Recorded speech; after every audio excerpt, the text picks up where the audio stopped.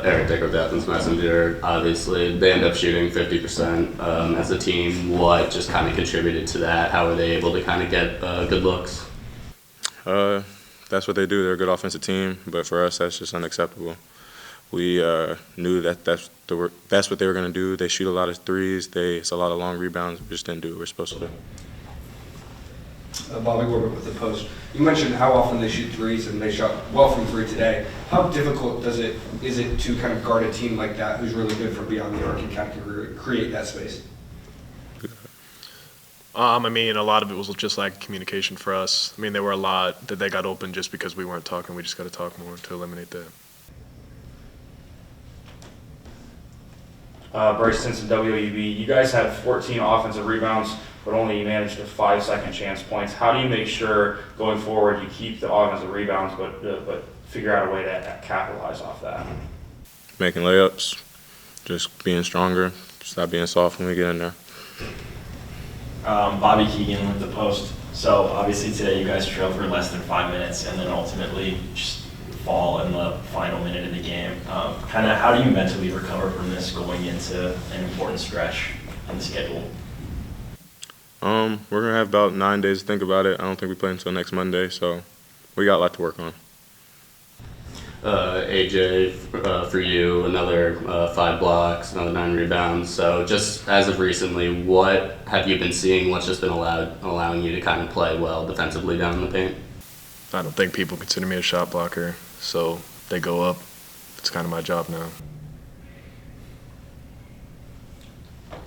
Paige Brooker with WAB. Kind of going what Bobby says. What's going to be kind of like a key mentality to work on for everyone going into this stretch? Kind of what's going to be going into these next few games that's going to be really important to get these win in the win column for the next few games. Finishing, layups, finishing halves, finishing the game. We just are bad at finishing right now in all aspects.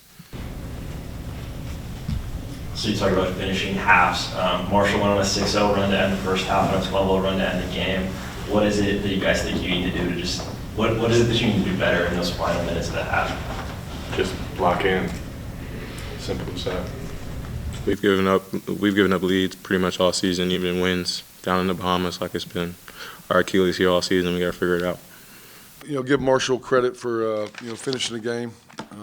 Thought we controlled pretty much the majority of the game, and thought it came down to a couple situations. The last really 2 minutes of the first half, we were up 38-31, and then the last 2:47 of the second half, we were up 67-60.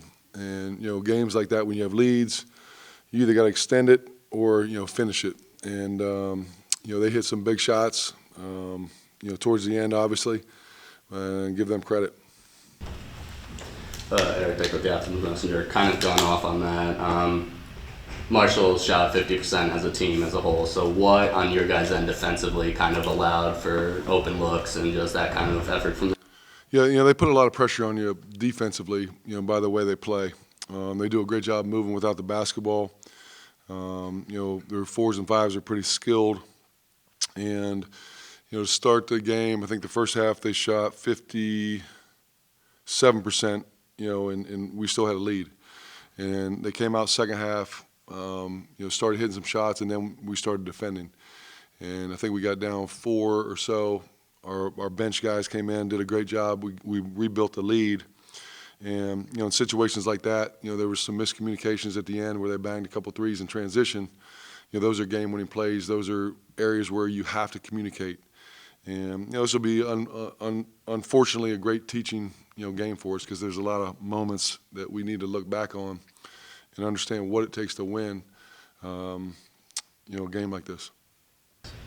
Bryce Stinson, WAB. You mentioned the leads that you had. It just seemed like Marshall always had an answer, and they kept clawing their way back. What can you do in the future to ensure that doesn't happen, and when you have a lead, you extend it? Yeah, I wish I knew. I'd love to be able to figure it out. But, we'll watch tape. It's one game we lost. We shouldn't have lost.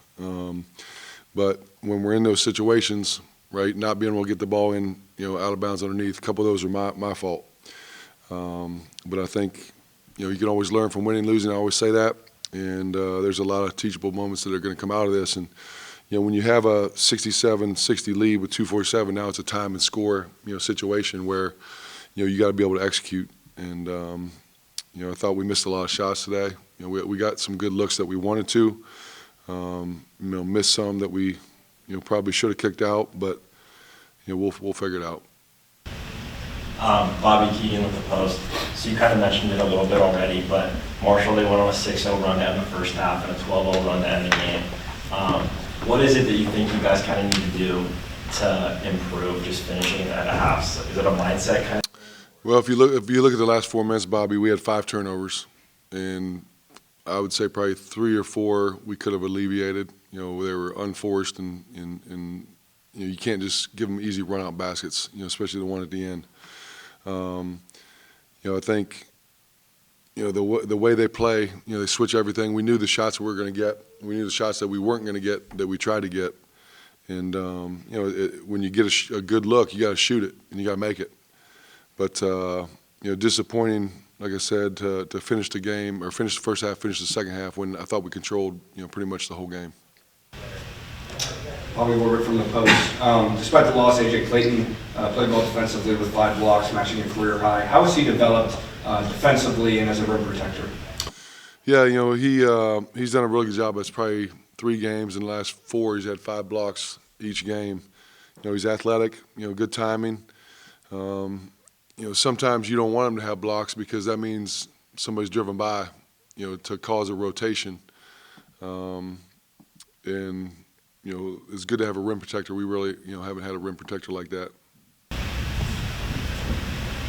Coach, you had 14 offensive rebounds but only 5 second chance points. You think that's kind of just a fluky stat this game? And on the flip side, is it good to see, the 14 offensive rebounds, knowing that you'll be able to capitalize on that in the future? Well, the less offensive rebounds means you made more, right? So we missed a lot.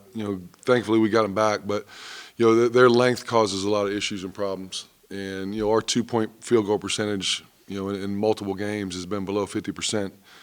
And when you work that hard to get a good look, 1, you got to hit it. 2, if you get a rebound, the way they are, we knew if you got the ball into the paint, you either had to do a quick finish, right, or shot fake them because they were going to go for it, get to the free throw line, or make that extra pass, to a wide open shooter on the perimeter.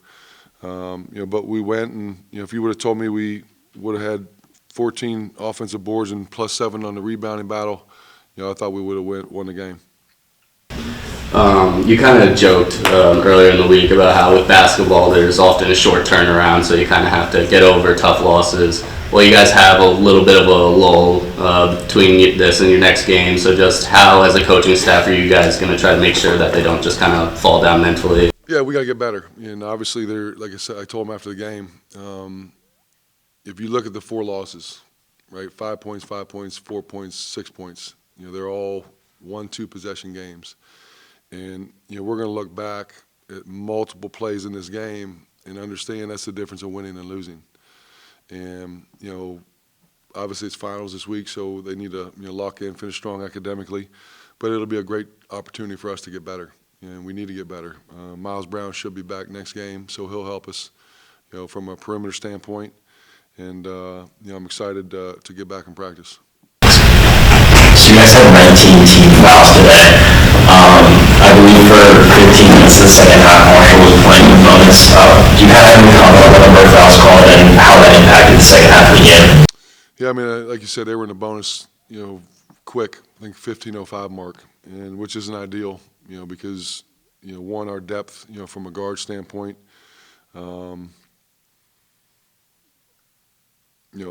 without watching the tape, I'm not sure, if it was just us not getting in the stance, guarding people, the rotations were a little slow.